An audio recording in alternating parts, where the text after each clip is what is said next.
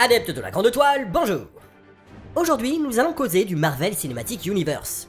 Ben oui, un jour ou l'autre, il fallait bien qu'on s'y mette. Après tout le monde en parle, donc pourquoi pas nous, hein. Bon, le problème, c'est qu'on n'a pas grand chose à dire sur ces films.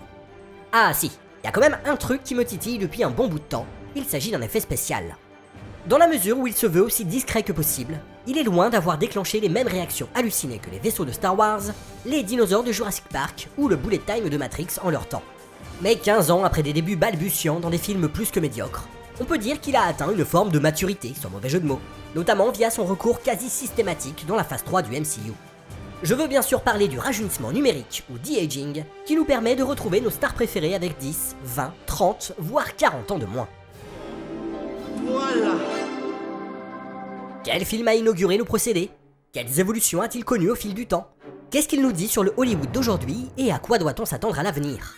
Voilà quelques-unes des questions qu'on va aborder dans cet épisode qui, je l'espère, ne vieillira pas trop vite.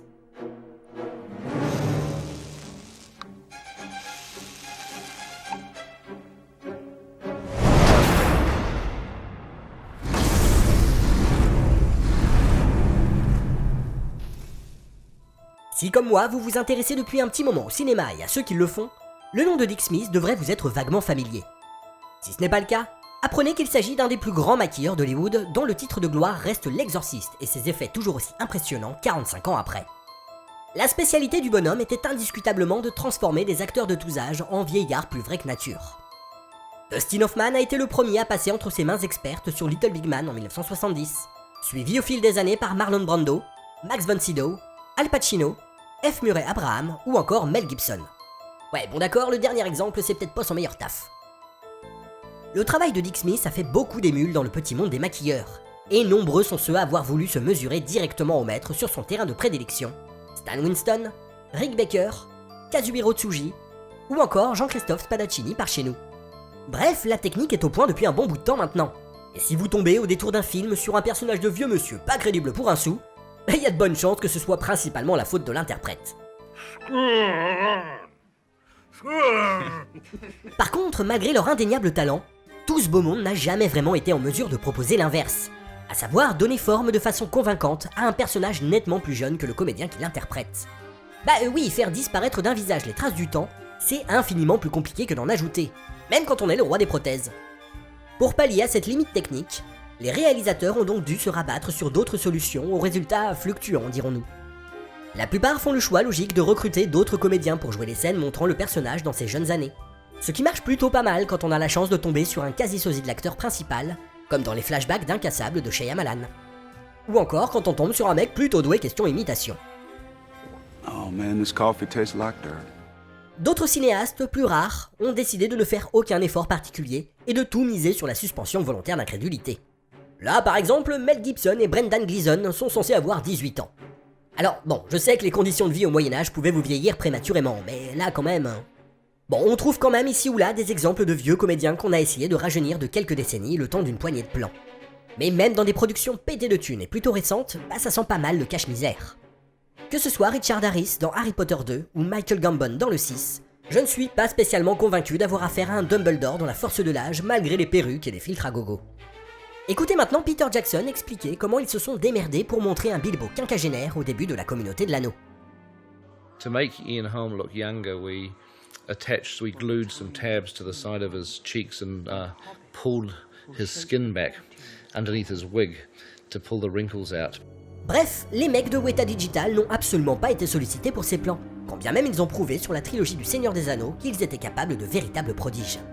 Le digital make-up n'était tout simplement pas à l'ordre du jour en 2001, mais ça n'allait pas durer très longtemps. En fait, il va falloir attendre moins d'1 an pour voir débarquer ce qui est pour moi le tout premier exemple de rajeunissement numérique.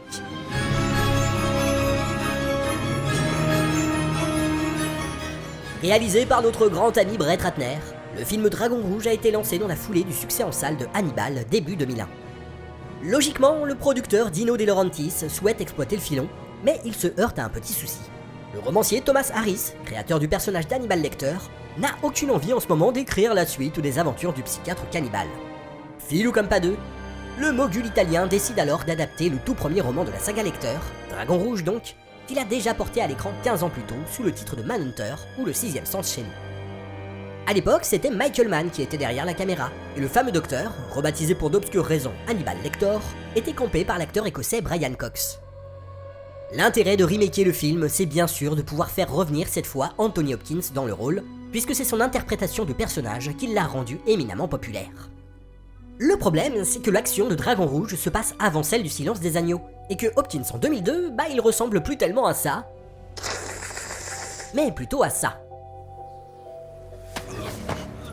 N'empêche, quand le film sort en salle en octobre 2002, le rajeunissement du personnage, à défaut d'être bluffant, est ma foi plutôt crédible.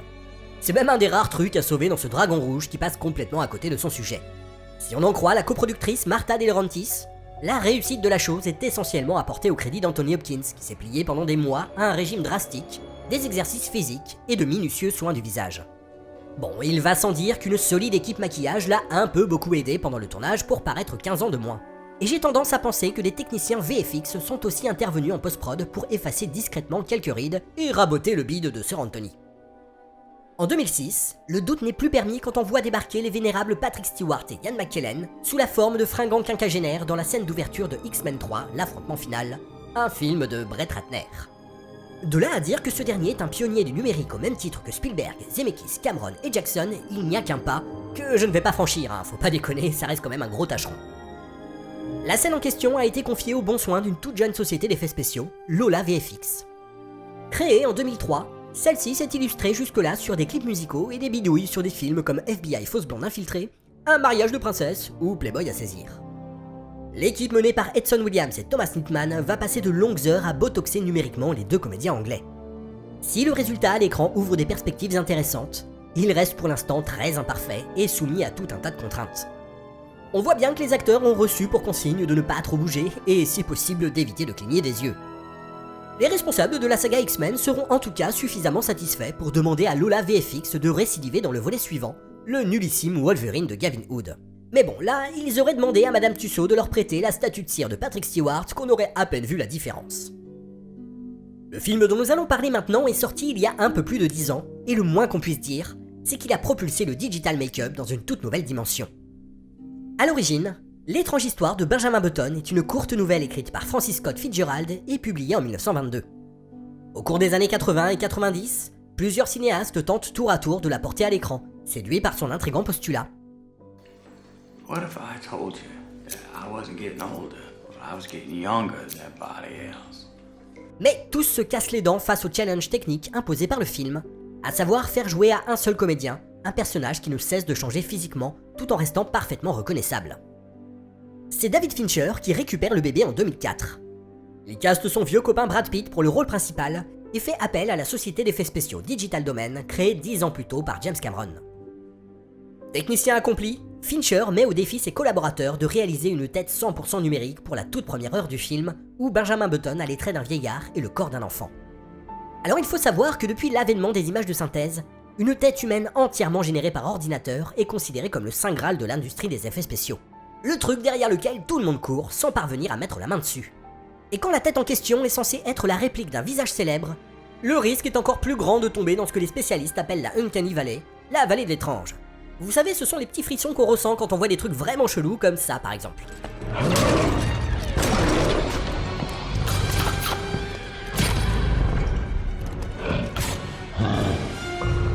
Avant de donner leur feu vert, la Warner et la Paramount, qui se sont associés pour produire le film, demandent donc à Digital Domain un test de tête numérique incrustée sur un corps bien réel. Test qui s'avère concluant. Après ça, il n'y a plus qu'à, comme on dit. Sauf que cette quête du Graal, mine de rien, va prendre à Digital Domain pas moins de 4 ans. Fincher en profite pour aller tourner un autre film, Zodiac, qui sortira en 2007, soit 1 an et demi avant Benjamin Button. Parmi les compagnies d'effets spéciaux ayant travaillé sur l'incroyable recréation de la Californie des 70s, figure non seulement Digital Domain, mais aussi Lola Visual Effects, responsable, je vous le rappelle, de l'ouverture de X-Men 3. Logiquement, Fincher va leur demander d'intervenir sur les scènes de Benjamin Button, où le héros et son grand amour Daisy apparaissent plus jeunes que les deux comédiens qui les interprètent. Comme vous pouvez le voir sur cette vidéo, la méthode est très exactement la même que pour l'affrontement final. Un savant compositing 2D pour faire disparaître rides, cernes, pas de doigts et autres affaissements de peau. Quelques mois après la sortie de Benjamin Button, une autre méthode de rajeunissement numérique va être expérimentée sur le film Terminator Salvation de McG.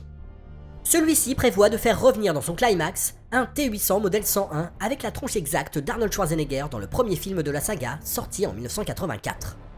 Le problème, c'est que Schwarzy a mis sa carrière en veilleuse après avoir été élu gouverneur de Californie en 2003. Et puis, il faut bien le dire, il n'a plus tout à fait le corps du surhomme nietzschéen de ses débuts.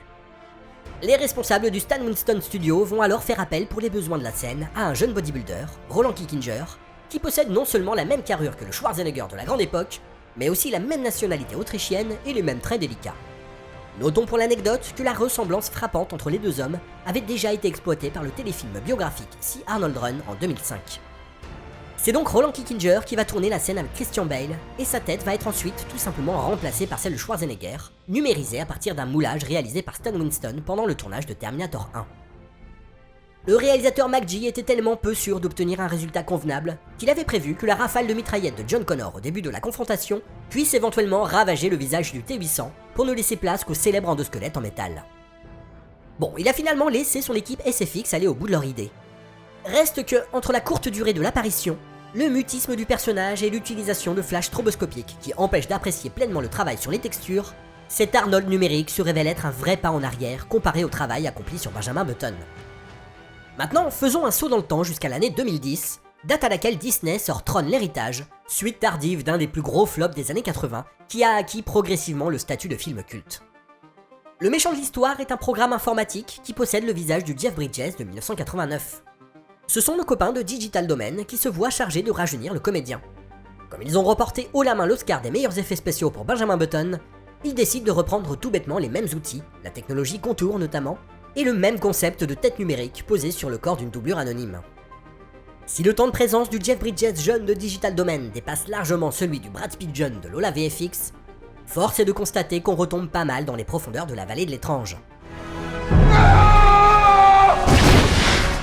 Quelques années plus tard, The Dude n'hésitera d'ailleurs pas à se moquer en interview du résultat.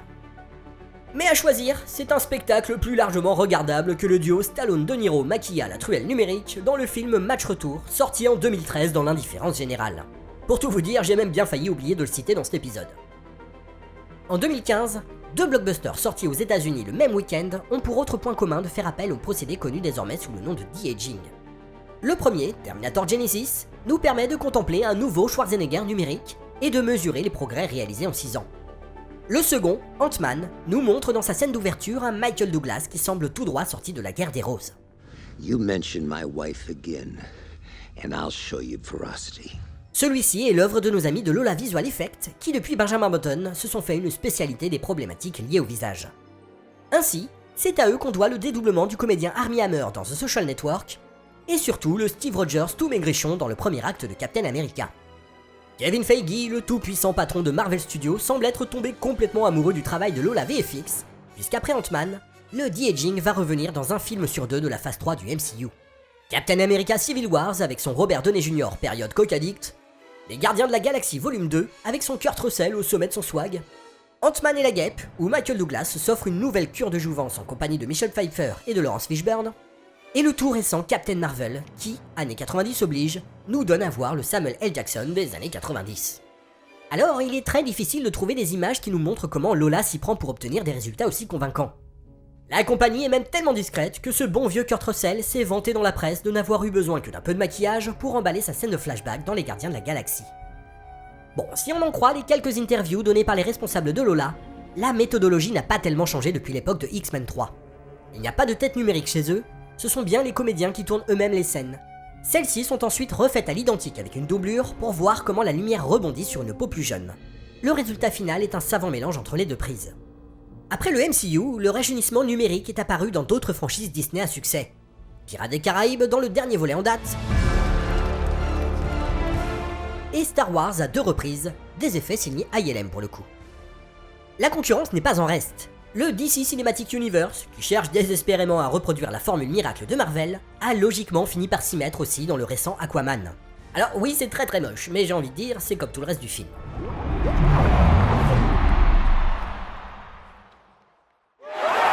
Et j'ai beau détester Blade Runner 2049 à peu près autant que son réalisateur, je dois bien avouer que la Sean Young rajeunie du film est assez bluffante.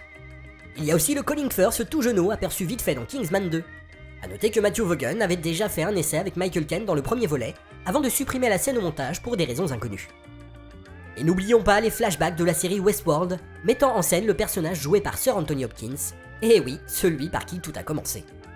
Cette année, c'est Robert De Niro qui devrait repasser à son tour sous le bistouri numérique pour les besoins du très attendu The Irishman, qui raconte sur plusieurs décennies la vie du mafieux Frank Sheeran. L'occasion probablement pour Martin Scorsese de revisiter sa fructueuse collaboration avec son acteur fétiche de Mean Streets à Casino. Il n'y a plus qu'à espérer que le résultat sera un peu plus réussi que dans Match Retour. Help, I don't look like that big of an asshole. Enfin, cette année, Will Smith affrontera une jeune version de lui dans le film de science-fiction Gemini Man de Ang Lee. Bref, quelle que soit la méthode utilisée, il semblerait que le de-aging ait de beaux jours devant lui. La question maintenant, c'est à quand un film entièrement basé sur ce procédé? Et là, je pense très fort à Indiana Jones 5. Voilà un projet qui n'a jamais cessé d'être repoussé depuis le rachat de Lucasfilm par Disney en 2012. Aux dernières nouvelles, le film est censé se tourner en 2020 pour une sortie sur les écrans en juillet 2021. Le problème, c'est que Harrison Ford ne rajeunit pas, bien au contraire.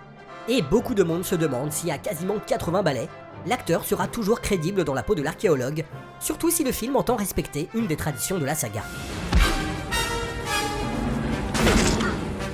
Du coup, un de-aging intégral pour retrouver le Indy des années 30, celui qu'on préfère tous, ne serait-elle pas la solution idéale à tout point de vue? En tout cas, à très bientôt, le rajeunissement numérique pourrait bien n'être qu'une simple formalité.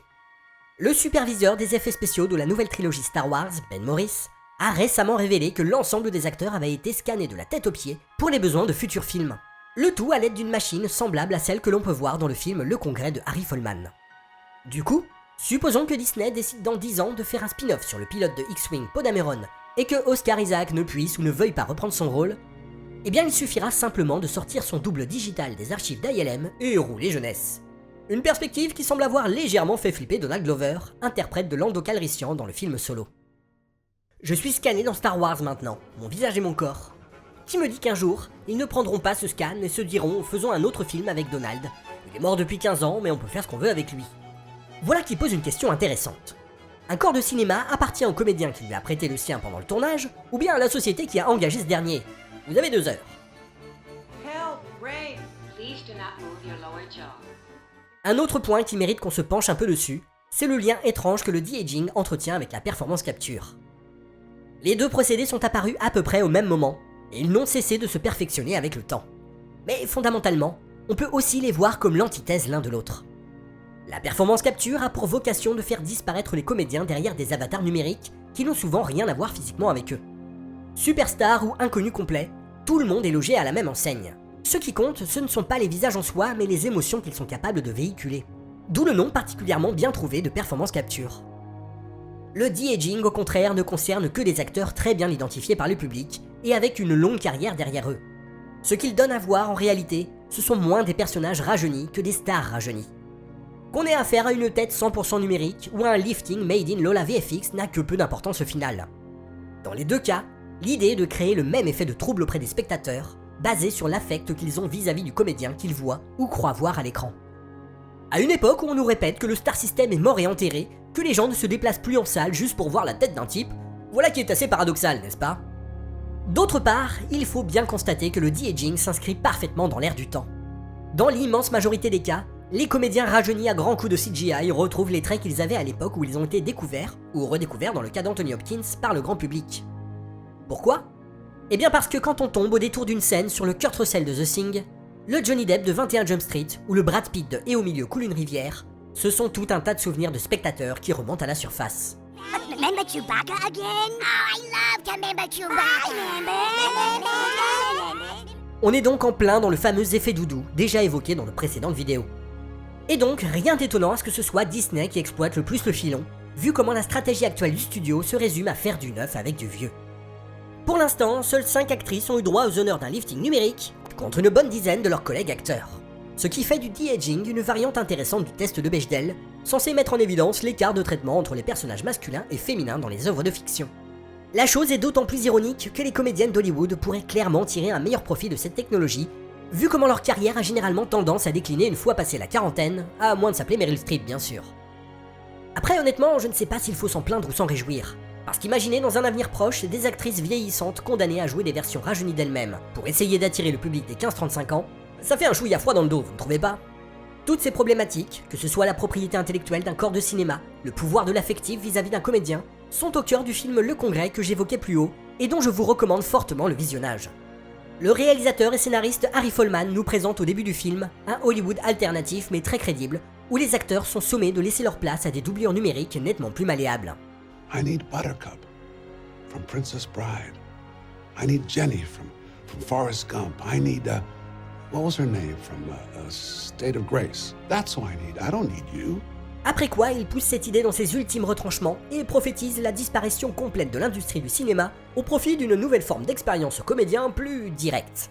Serait-ce là un aperçu du futur vers lequel nous nous dirigeons? Je vous laisse en juger.